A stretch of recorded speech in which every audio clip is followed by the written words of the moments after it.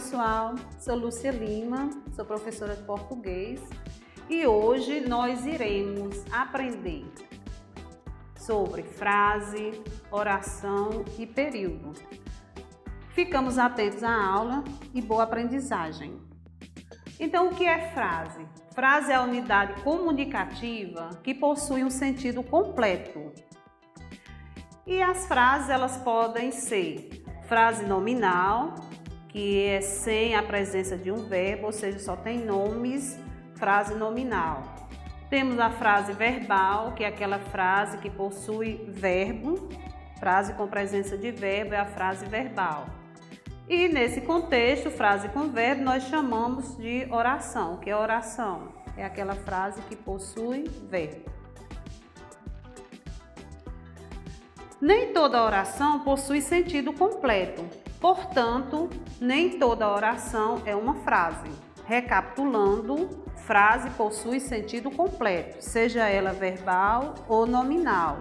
Porém, nem toda oração é uma frase, porque há algumas orações que não possuem sentido completo por si, e isso nós iremos ver posteriormente.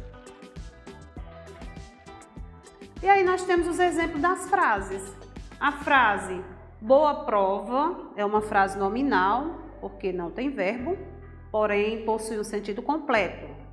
Felicidades no novo emprego também é uma frase nominal, não temos a presença de verbos, mas é uma frase que possui sentido completo. Como disse anteriormente, toda frase possui sentido completo, independentemente de possuir verbo ou não.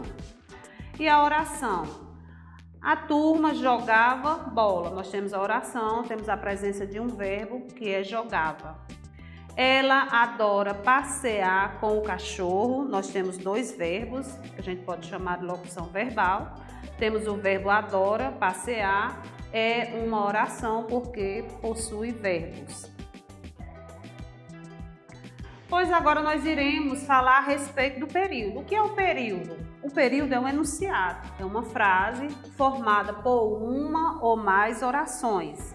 Aí nós temos aqui o exemplo de oração, onde diz: e não se preocupou mais com aquilo, pois tinha muitas outras coisas em que pensar.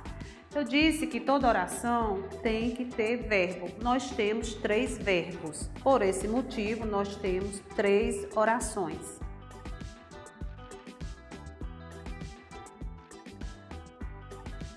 Se a gente falar em período, a gente precisa compreender quais são os tipos de período. Nós temos 2 tipos de período. O período simples e o período composto. Professora, e o que é um período simples?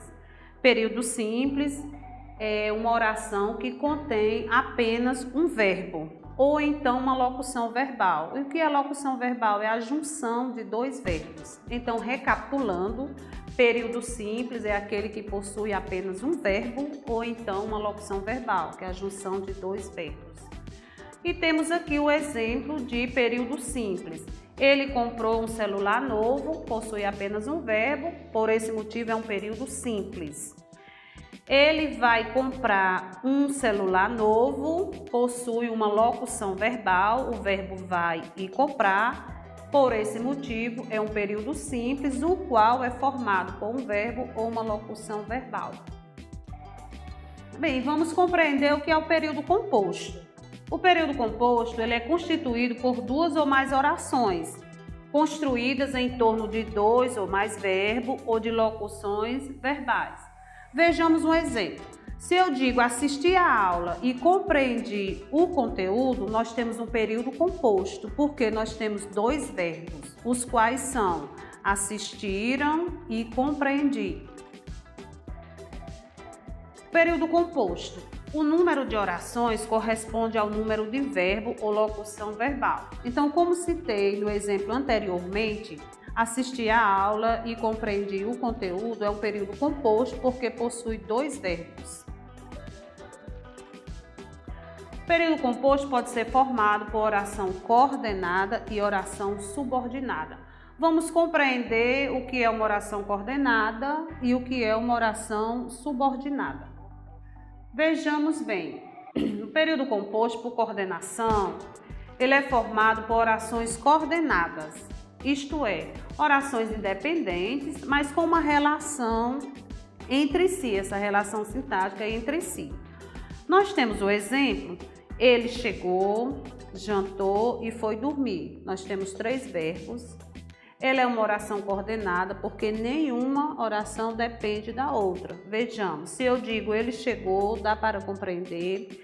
Ele jantou, também compreendo a ideia da oração. E ele foi dormir, ele dormiu, também tem-se uma compreensão a respeito do contexto da oração. Por esse motivo, ela é coordenada, ou seja, elas são independentes. E o que é o período composto por subordinação?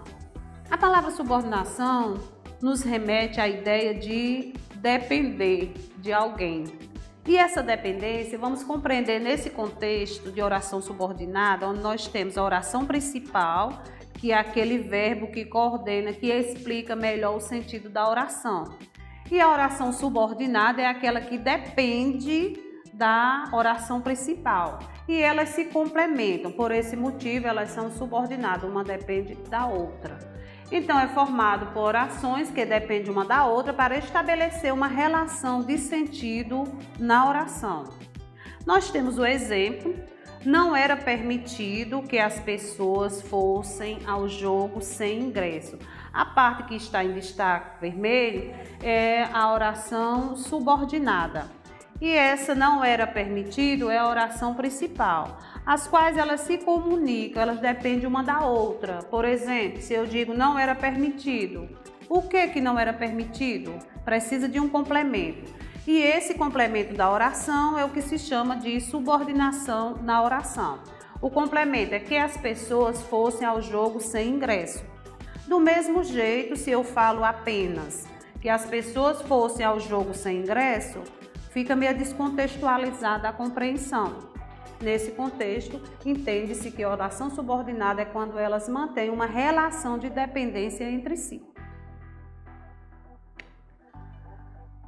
E esse período de subordinação, na oração subordinada, uma oração desempenha uma função sintática em relação à outra dentro de um mesmo período, é o que eu expliquei anteriormente.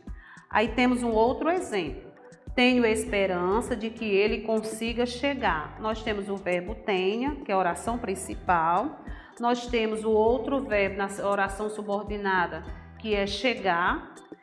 E a gente fazendo a relação de dependência, vejamos o seguinte: quando eu digo tenho esperança, esperança de quê?